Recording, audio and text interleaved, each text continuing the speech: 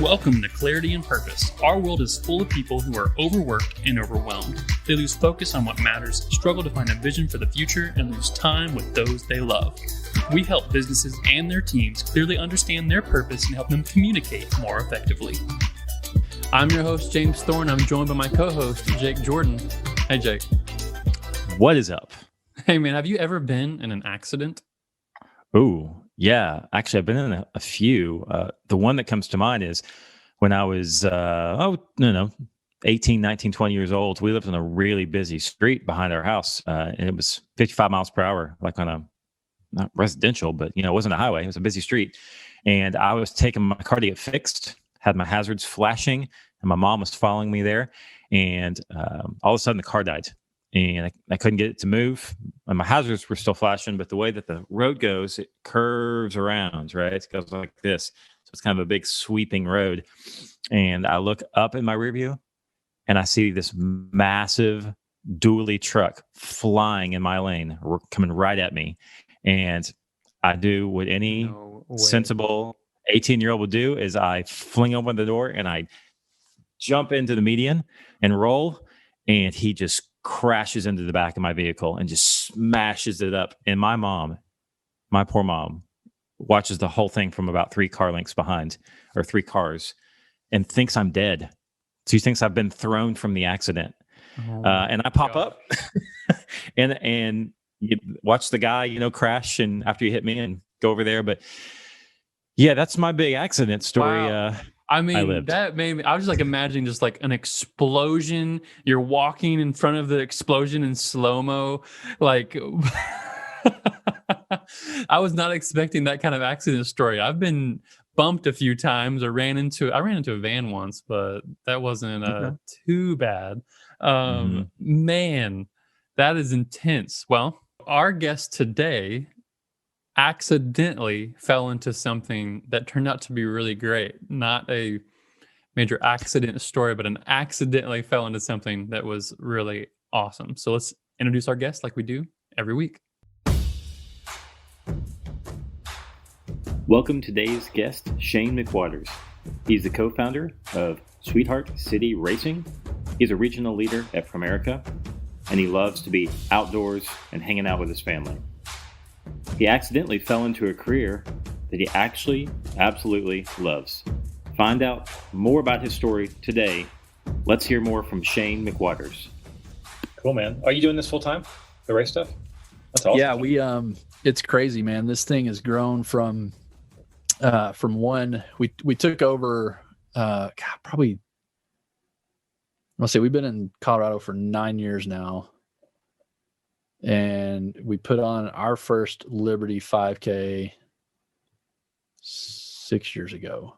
Okay. I think that's right. Again, I can't keep up, but call it 6 years ago. Wow. Yeah. Yeah. And then it's just it's crazy, man. It's morphed into this thing where we put on 13 events now throughout the year. It'll probably be 15 this year. So we're going to add a series of these mile time trials. Everything from runs. We kind of tripped into the pub crawl business last year, or 2019. Sorry. We just don't count 2020. Just last year was 19. Yeah. Last year was 19. Yes. The last year. So we tripped into this pub crawl business. We live kind of downtown, Loveland, the town we live in. Yeah. And, one of the places we would kind of go to, the owner of it, we become friends with over the years. And he called me up one day. He's like, "What do you think about doing a pub crawl?" I'm like, "Hey, we don't do that. That's not our jam." He's like, "Yeah, but you know how to put events on, all the ins and outs and all that stuff." And I was like, "Well, let me think about it, kind of figure it out." And we've got a lawyer. So we have a nonprofit and then we have our for-profit side. Okay. And all I could hear was Chris's voice in the back of my head going, "Pub crawls are dangerous. People will die." Insurance claims. Yeah. Yeah. And I actually didn't even tell him about it until after it was already in motion because I just didn't agree to it. Yeah. Like, so I leave the bar and go back over to, I was talking to Sarah and I said, "What do you think about this pub crawl idea?" And she's like, "We don't do that." I was like, "I know. That's what I told Dave." And same question. Right. Just checking.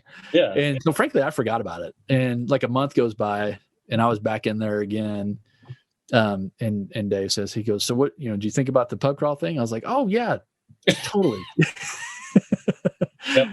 Yeah. So I'm still trying to kind of figure it out in my mind and how to work and what we need to do and all this kind of stuff. And he's like, all right, well, he's like, I think you need to do this. And I was like, all right, well, let me think about it. So I leave again and don't think about it again. and like another month goes by and he calls me. He never calls me. He always texts or sends me a Facebook message or whatever. Calls me up. He goes, seriously, this whole pub crawl thing, let's have a conversation about it. And I was like, okay. He goes, be at the bar at, whatever day at 2:00. I've got somebody who wants to meet you.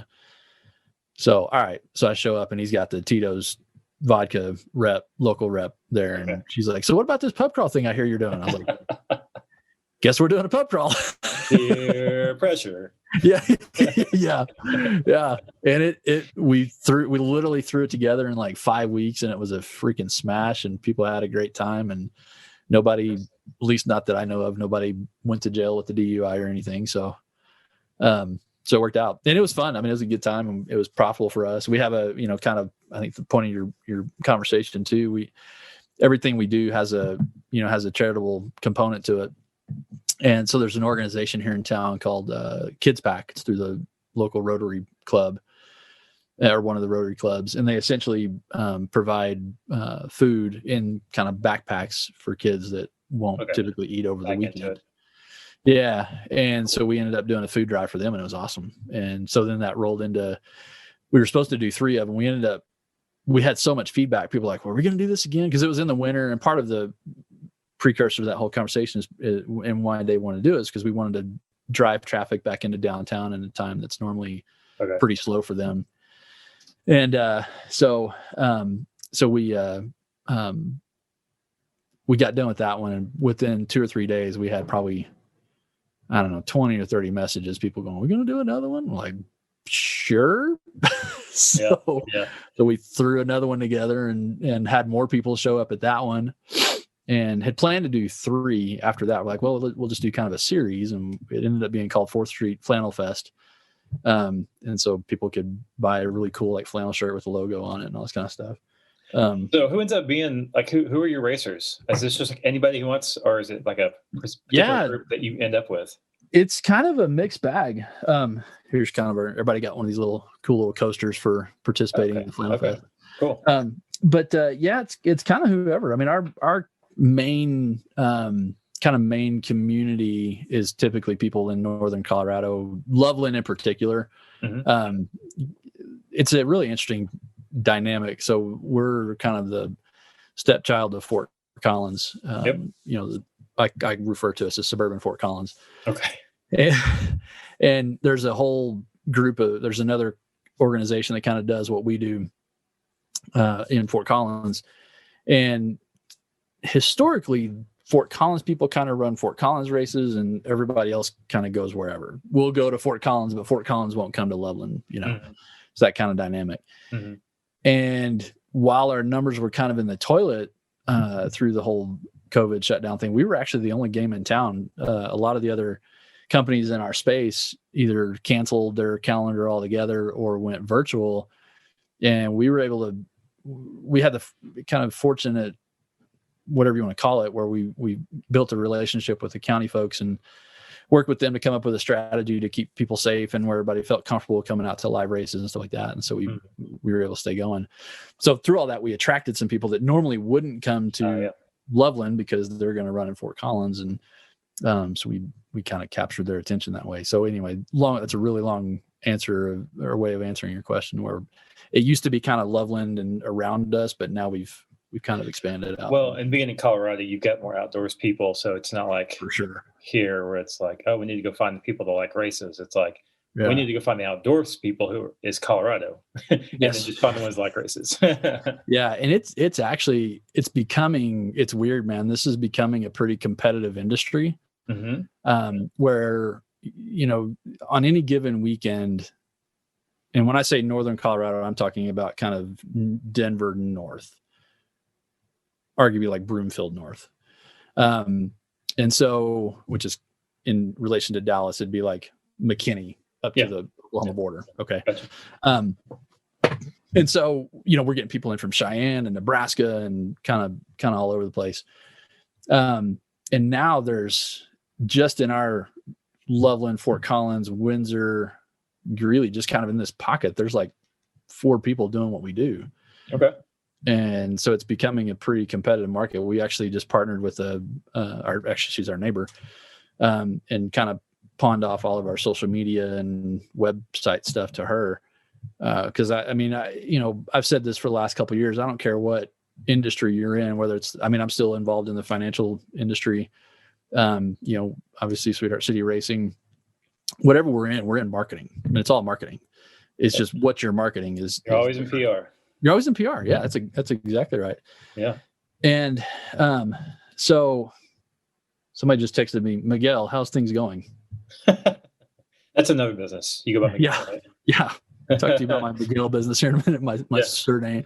Anyway, sorry that turned that around. No worries.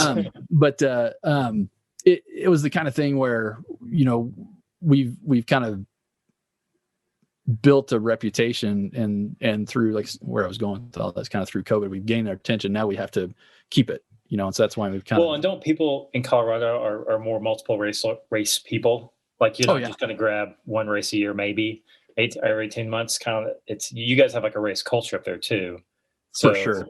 So the competition may not be as big a deal for y'all because it's the more the better. Like I would imagine. Yes and no. On the longer, it's crazy because to give you an example, like, somebody who runs a 5K, you can run a 5K every weekend and you can recover and kind of get through that. Where it gets a little bit where we start kind of competing for the same people is when you get into longer distance stuff. Like for instance, we do a marathon and half marathon that we partnered with another race organization actually up in Fort Collins. And we do this really cool point-to-point race where we start in Fort Collins, and actually the finish line is a block south of my house, which is nice, really convenient for us. Sure. Let's go that direction. I like that. Yeah. Where do we want to finish? Right there. That's right. And this other organization is now, we found out just a week ago, they decided to put on a half marathon and a marathon a week later. So now we're kind of vying for the same group of folks, because somebody's not going to run a marathon on, October 3rd and turn around 7 days later and run another one. No. Maybe 1 or 2 crazy folks will do that, but maybe that's a rare breed. That's a challenge. Yeah. Too many people leave their life up to fate and wander aimlessly inside a directionless story. It robs us of meaning and stifles our productivity. But fate is a terrible writer. Letting fate guide your day is like trying to write a best-selling novel by pouring alphabet soup on a counter. It's never going to turn out good. Do you struggle to know what to focus on each day? Do you find yourself setting goals but never achieving them? Have you struggled to find a daily routine that you can actually stick with? We get it. We have tried lots of ways to plan our lives too. This course is the one you've been waiting for. It will help you cast a vision for your life that is exciting and will keep you on track daily so you can actually achieve it. It's time to take back control of our lives and create a life full of direction and meaning. It's time to become a hero on a mission. This course will help you cast a vision for your life and will keep you on track so you actually achieve it. Click below to join us for a workshop to become a hero on a mission.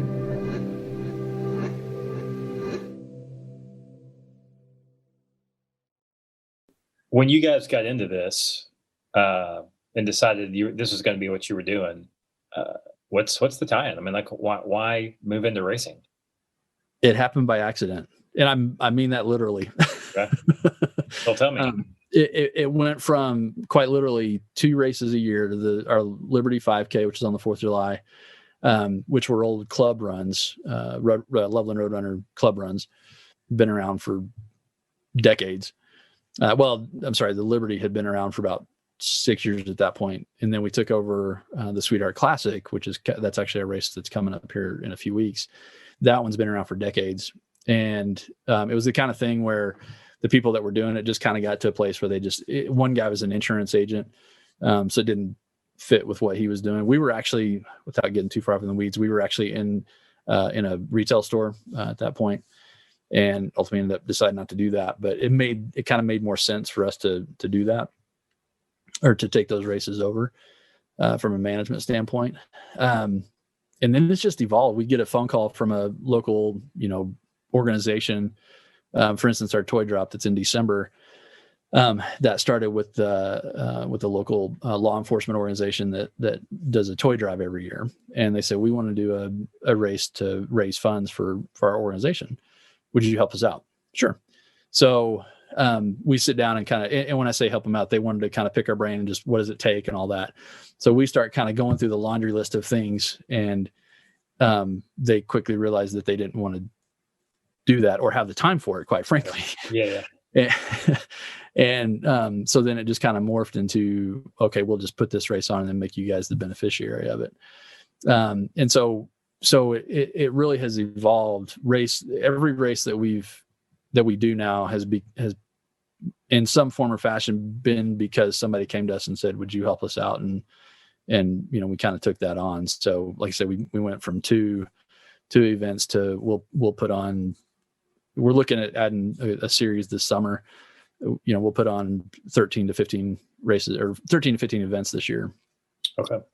So tell me something then, that because the event space took some big hits this past year, right? I mean, you guys were in the right place in the right time, sounds like, with the right attitude. And tell me couple of things that people wouldn't recognize or realize it's really hard about events normally. Forget about what's going on. Like what are some things that you guys deal with? Yeah, that's a good question. Porta-Potties. People don't think about it. Like, they don't just show up. Somebody's got to make a phone call and schedule the porta-potty. I mean, the barricading. The course design. I mean, putting a course together, especially when you're on, when you're utilizing public streets. I mean, that takes a lot of kind of research and planning and strategy, and working with other kind of government agencies to make sure that the safety factor is there. And like you said, that's all kind of pre-COVID stuff. That's kind of just normal operations, coming up with, swag bags and t-shirt designs. I mean, little things like I was showing you earlier, we use a local artist that does, things like this. Like, we make these, handmade coasters. I don't know if you can see that or not. Yeah. What's the award going to be like at the finish line? The amount of t-shirts that I have gone through to come up with t-shirt designs is staggering. There's a lot of logistics. There's a whole lot of logistics and planning. Yeah. And it's the kind of thing where I didn't realize really what it was until we kind of got into it. When you're doing one or two races a year as a fundraiser for a school organization or whatever it is, frankly, I think that's harder because you're doing it once, where now we kind of have the formula together. Right. We now have the relationship with all of the city entities where we can call them up. I mean, we're actually announcing later today a new event that we're going to put on in March. That we got approached. Hey, is this something you guys want to participate in? Is this something you want to put on? And we're like, yeah, that sounds fun. So we'll do it. We put on a Thanksgiving Day race this year that we had never done before, because the existing turkey trots across the country are always the biggest races, in most towns. And ours went virtual. And so we were getting a lot of push from our community, from our running community, saying, are you guys going to do something? We're like, we don't. That's the one holiday we have that's ours. That's true. Yeah, it's like working in retail, right? Yeah, exactly. You're right. There it is. All the holidays. Yeah. Yep. Exactly. We work on holidays. It's just kind of what we do, or around holiday, Yeah. And so we kind of, I don't know, and I don't know if you know this or not, but we dealt with some really massive wildfire stuff up here this year. Okay. This summer, it was like a whole thing. My sound just cut out? No. Okay. And so just cut out my ears. So we dealt with this whole wildfire. I mean, it was bad. It was literally like snowing ash through the summertime. Stuff. I mean, it was wild through the summer and early fall. And anyway, all that to be said, that was another element that we kind of had to figure out: is the air quality good? Yeah, you got to pivot to so many things with events. It's crazy. Yeah. So it's that kind of stuff where, you gotta kind of, I tell people all the time, we were just teetering on the razor's edge of chaos, and it's one just gentle nudge and things can come crashing down. That's a great business strategy, isn't it? Teetering on the edge of chaos. Awesome. Yeah. I feel like that's going to be our next t-shirt design. Edge of chaos. Could be. So when you're expanding, obviously you sounds like you've been lucky enough and probably good enough at what you do to be approached by other people to expand, right? But like when you're expanding and looking at, okay, we kind of want to grow this thing again next year, what are some things that typically challenge you in what you do? Yeah, that's a great question. For us, it's really about, we love to show off our town, and that's kind of why if you look at our races, like we utilize different pockets of Loveland. We frankly don't do anything outside of the city of Loveland, with the exception of the marathon, but it ends in Loveland, so it's kind of the same. Sure. So our big thing is we want to bring more people into our community. Everything we do is community driven. We've got 4 group runs kind of throughout a week, an average week that people can plug into. The races are great, and that's a big thing. And that's kind of our main deal, but very close, if not parallel to that, is our group runs throughout the week. And so what we try to do is like I said earlier, now that we've kind of got the attention of some folks in, Wyoming and Nebraska and all parts of this part of the country, we want to keep them. We want them to come back and not only run that race again, but we want to show them like, hey, come back and run this other one that showcases a different part of town and give you a different, unique experience. Mm-hmm. So that's really our biggest thing. And frankly, we've got a great business community here as well, just like a lot of towns, but have an amazing local business community where we're incredibly fortunate to have some amazing business partners as sponsors. Yeah. And they love it because they're getting exposure to our participants. Yep. I mean, our participants love it because they'll find a new insurance agent that really truly cares about what they want to do, or they'll find a chiropractor or a auto shop, all of these different businesses that we partner with. I mean, everything down to business coaches. I mean, it's well, the Visit Loveland people probably like you a lot too, because you're bringing new people in, right? Yeah. Oh, yeah. The city, we're kind of part of the tourism department. Department here in town, and it was funny the first time we got invited. That we're like, really, us in tourism? But then we kind of stepped back and was like, oh, I guess that does make sense because, Jake, this is crazy. The first year, so this was 2020 was year number 2 for the Longview Marathon. Year number 1, Longview is the one I was telling you goes point to point, Fort Collins to Loveland. Mm-hmm. We had people from 38 states show up to this race. Wow. Like, wow. What? I mean, and it's crazy. I mean, in our Liberty 5K on the 4th of July, we had people coming up from Southern Colorado and Grand Junction. And at that point, in 2020, it's kind of like Lord of the Rings, the year that will not be spoken kind of thing. We had, because especially our Liberty, things were just starting to kind of come back online up here. And we were one of, I think, 2 races in the entire state, maybe 3 or 4 statewide that happened live. We still had a virtual option, but we were live. So people were signing up literally day of, like, man, I didn't know until this morning, and we got here as quick as we could, Yeah. Awesome.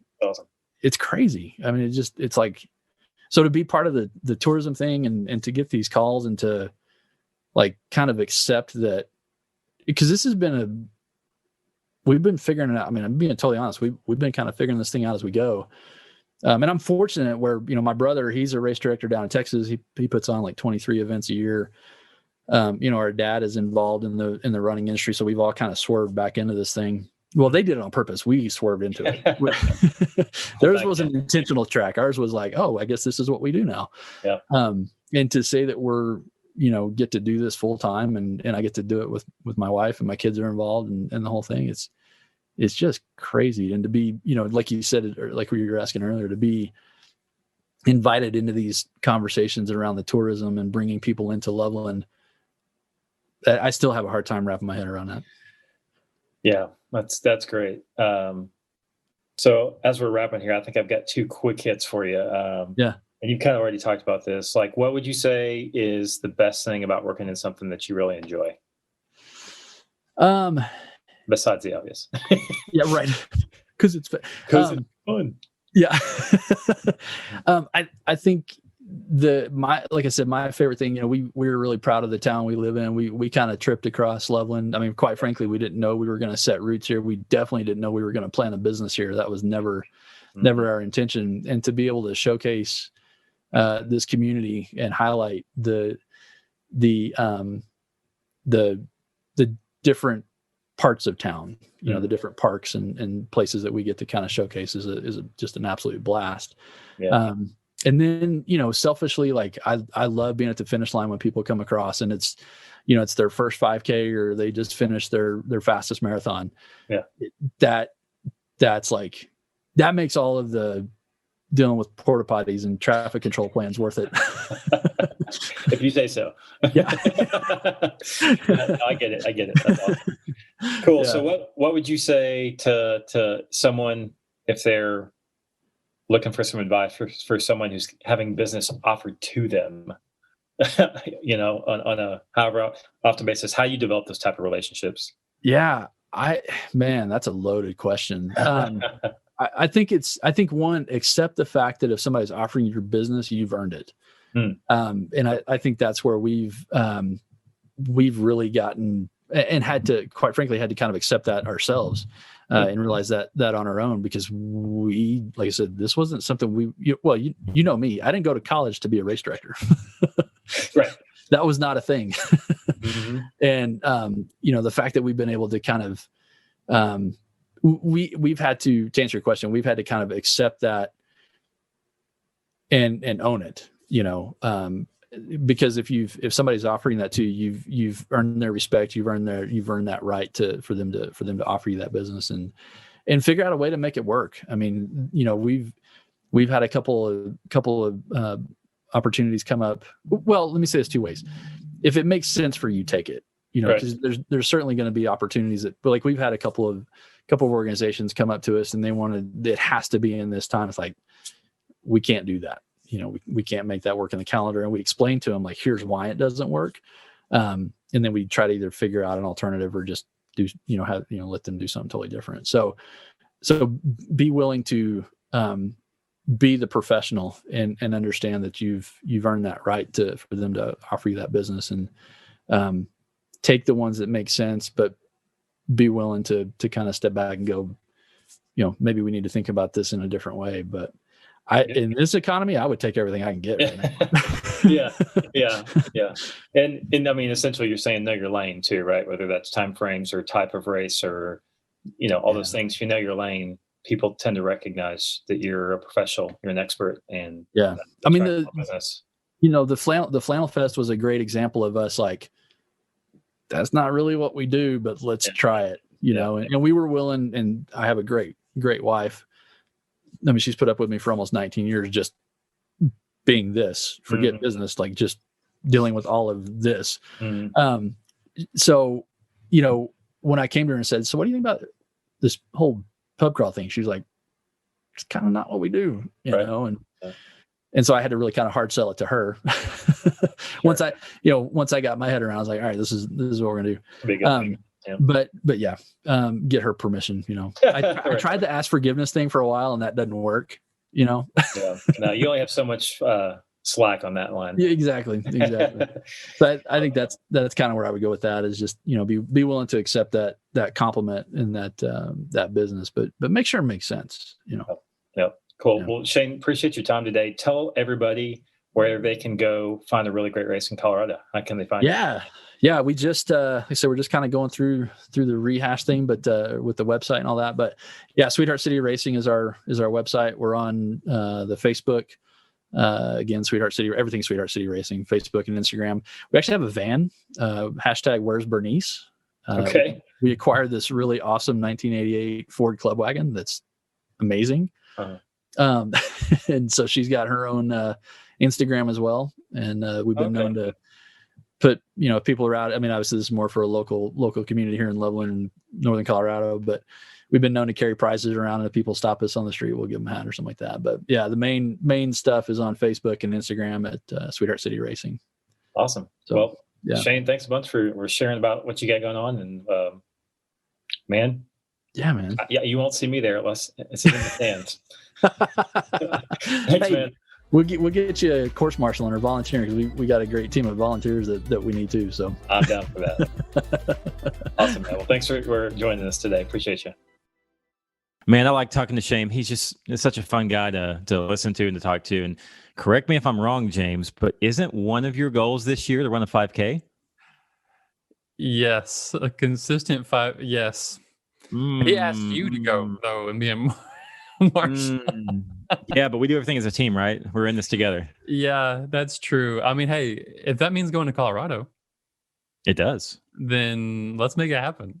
Let's do it. I love it. I did put down, let's sign up for some 5Ks so that I intentionally run them and make consistent and grow. So, well, it looks like I'm making plans for you then. We're good to go. Sounds good. Well, hey guys, thanks so much for joining us. We appreciate you jumping in. Another week of our Clarity and Purpose episodes. And if you're watching on YouTube, make sure you hit the bell. Make sure you're following in with us. If you got subscribe to our podcast, whatever, any ways that you're engaging, we really appreciate it. We know that your time is valuable, and we appreciate you joining us each and every week. So we believe when a business leader aligns their team with their message, they become unstoppable.